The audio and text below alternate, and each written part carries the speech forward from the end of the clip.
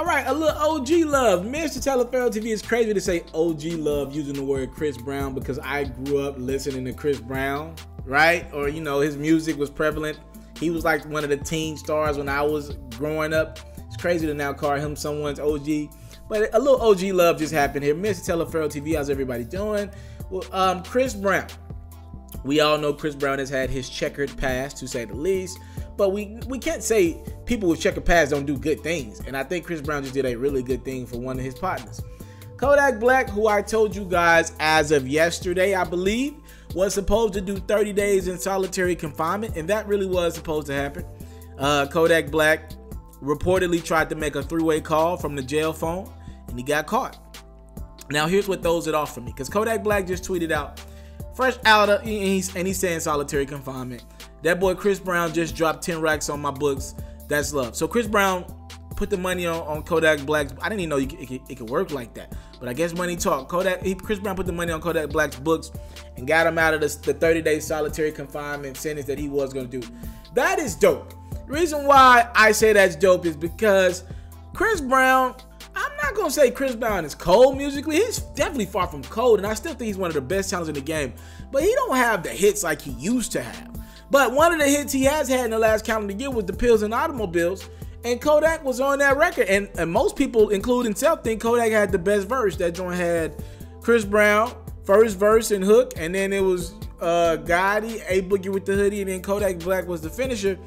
And most radio stations that I heard play that record usually go Chris Brown, hook, and Kodak's verse, which would tell me that most people were feeling Kodak's verse the best. With that being said, Chris Brown showing a little love to somebody who's showing him some love. And I don't know what kind of relationship they have behind the scenes. Maybe it's tough. You know what I mean? Maybe it's a tough, they fuck with each other. But I think that's very dope for Chris Brown. They help one of his homies. Solitary confinement, you don't even know the headspace that can lead.